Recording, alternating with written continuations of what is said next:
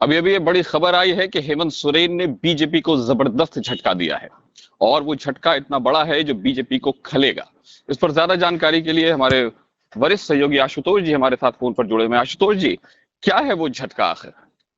बिल्कुल, देखिए हेमंत सोरेन जिस तरीके से बीजेपी ने इनिशियल स्टेज में जेएमएम के चंपई सोरेन सहित कई बड़े नेताओं को तोड़ा, उसी तरीके से अब धीरे-धीरे करके हेमंत सोरेन भी उसी राह पर निकल पड़े हैं और ऐसे-ऐसे नेताओं को टारगेट कर रहे हैं, जिनका प्रभाव है और जो खेल बना भी सकते हैं और बिगाड़ भी सकते हैं।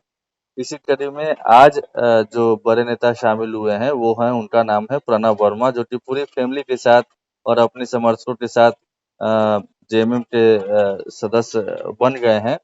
और हेमंत सोरेन और कल्पना सोरेन की मौजूदगी में, महुआ माझी, इस तमाम लोग की मौजूदगी में उनको जेएमएम में शामिल कराया गया है। पट्टा पहनाया है खुद हेमंत सोरेन ने। प्रणब वर्मा के बारे में थोड़ा सा जानना जरूरी इसलिए बनता है क्योंकि जी। उनके आने से के बाद कहा जा रहा है कि खास तौर पर कोडरमा और गिरिडीह आदि विधानसभा सीट जो है, इस पर बहुत ज़्यादा इम्पैक्ट पड़ सकता है। जेएमएम को इसका खासा एडवांटेज मिल सकता है। प्रणब वर्मा रितलाल प्रसाद वर्मा के पुत्र हैं और रितलाल प्रसाद वर्मा कोडरमा से सबसे ज़्यादा बार 5 बार सांसद रह चुके हैं। तो और उसमें से 3 दफ़ा वो बीजेपी के सिंबल पर सांसद रहे हैं और 2 दफ़ा, एक बार जनता पार्टी के और एक बार किसी और दल के टिकट पर वो चुनाव जीते थे। तो इस तरह से समझा जा सकता है कि 5 बार जो सांसद रहे हैं वो उनका जनाधार कितना बड़ा होगा। एक बार 1977 में वो जीते थे रितलाल प्रसाद वर्मा यानी प्रणब वर्मा के पिताजी बीएलडी से।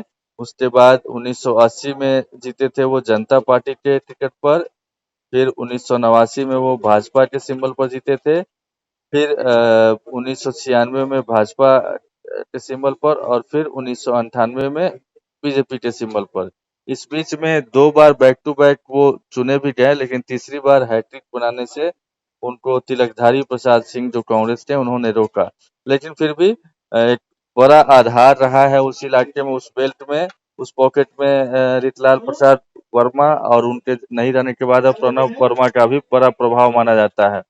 और जाहिर तौर पर जिस तरीके से हेमंत सोरेन आहिस्ता-आहिस्ता ही कदम बढ़ा रहे हैं, वो बेहद मतलब आने वाले दिनों में जब परिणाम होगा या वोटिंग होगी, तो ये चीज़ें बेहद कारगर साबित होने वाली है। इससे पहले आपको याद होगा कि गांडे में जो जयराम महतो की पार्टी के प्रत्याशी थे, रिजवान अकील अख्तर उर्फ रिजवान, क्रांतिकारी कहा जाता है उनको।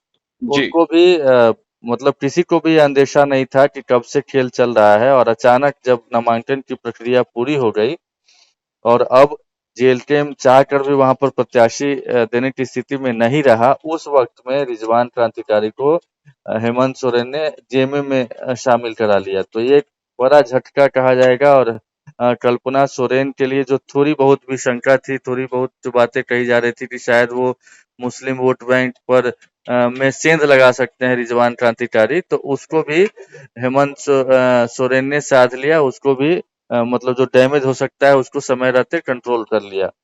तो इसी तरीके से कई दिग्गजों को उन्होंने, आपने देखा भी होगा कि जी। चुनाव में जिनको टिकट बीजेपी ने नहीं दिया था, वो लोग बागी के तौर पर जेएमएम में शामिल भी हुए और इधर शामिल हुए और उधर उनको टिकट भी थमा दिया गया। कई बिल्कुल। बड़े नेता हैं, जानकी प्रसाद यादव हैं, उसी तरीके से आजसू के उमाकांत रजक है, जिनको शामिल करा करके चंदन चारी से टिकट दिया गया। काफी लंबी फहरिस्त है। गणेश माली हैं जो सरायकेला में बीजेपी से लगातार 2 बार चुनाव लड़ रहे थे, चंपई सोरेन को टक्कर दे रहे थे, उनको शामिल कराया। लक्ष्मण टुडू हैं जो कि उससे पहले वहां पर चंपई सोरेन को टक्कर दे रहे थे। उसके बाद बास्को बेसरा है। कई बड़े नेता हैं जो कि बीजेपी से ला करके उनको वहां पर उम्मीदवार बनाया गया है। जानकी प्रसाद यादव को भी उम्मीदवार बनाया गया वहां पे। तो इस तरीके से राजनीतिक विश्लेषक हैं, वो जी। बेहद सधी हुई चाल चल रहे हैं और इसका बेहद असर देखने को मिल सकता है, फायदा मिल सकता है जेएमएम को चुनाव के परिणाम पर। काशिफ। जी आशुतोष, क्या ऐसा कह सकते हैं कि राजनीति की भाषा में ये नहले पे दहला पड़ रहा है जेएमएम का, या कहें हेमंत सोरेन का? बिल्कुल। काशिफ फिर से सवाल दोहराएंगे? जी, मेरा सवाल है तो इसको अगर राजनीतिक भाषा में कहा जाए तो पूरी तरह से नहले पे दहला पड़ रहा है हेमंत सोरेन का। बिल्कुल, बिल्कुल। जिस तरीके से मतलब कहा जाता है कि आगाज़ बेशक बीजेपी ने किया, लेकिन उसको अंजाम तक हेमंत सोरेन पहुंचा रहे हैं। और जिस तरीके से वो उन जगहों पर चोट कर रहे हैं, उन लोगों को टारगेट कर रहे हैं जो खेल बना सकते हैं और बिगाड़ भी सकते हैं। बड़े-बड़े नेताओं को टारगेट कर रहे हैं, और जहां पर जो अड़चनें दिख रही है कि ये अड़चन बनकर के सामने आ सकते हैं, उनको भी साधा जा रहा है।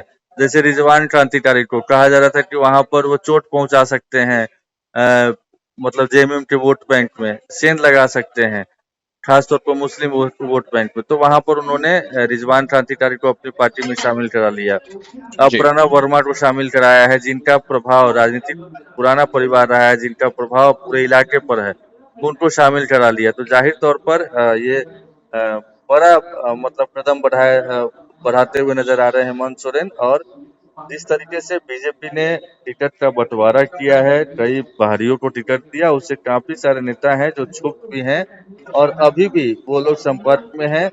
जाहिर तौर पर सबको कुछ न कुछ जब बात हो रही होगी, सबको कुछ न कुछ प्रोमिसेस दिए जा रहे होंगे, तभी जाकर के लोग इधर से उधर जाते हैं। जिस तरीके से हिमंता बिस्वा शर्मा ने कई बागियों को मनाया भी है, ये कहते हुए कि आपको सरकार बनने पर अच्छा पोजीशन दिया जाएगा, सम्मान दिया जाएगा, या केंद्र में जगह दी जाएगी।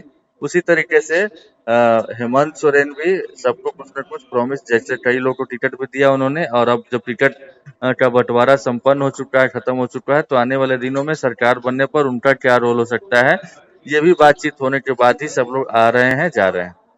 जी, तो हम ये कह सकते हैं आशुतोष कि बड़ा झटका बीजेपी को लगा है प्रणब वर्मा के तौर पर। एक ऐसा नाम जो जिसका एक राजनीतिक विरासत रही है और जो एक अपने एरिया में हम कह सकते हैं जो कंटिन्यू जिसने सेवा की है किसी भी सदन से, किसी भी हाउस से, तो ये बड़ा झटका है। और कहीं ना कहीं ये अभी इलेक्शन के टाइम में जैसे हमने रिजवान क्रांतिकारी को देखा आशुतोष, उनको अपनी पार्टी में मिला लिया गया, जो गांडे से एक ऐसी तस्वीर के रूप में उभर रहे थे जो कहीं ना कहीं एक बड़ा चैलेंज बनकर उभरते जेएमएम या कहें इंडिया गठबंधन के बोरिंग के लिए। तो हमारे साथ जुड़ने के लिए आपका बहुत बहुत शुक्रिया।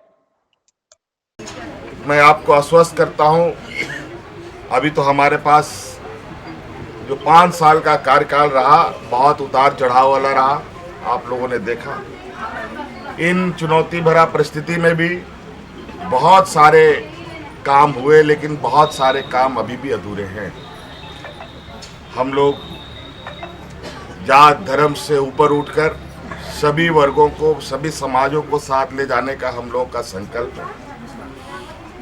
और आप देखते होंगे हमारे हर योजना, हर कार्यों में सभी वर्गों की सहभागिता होती है।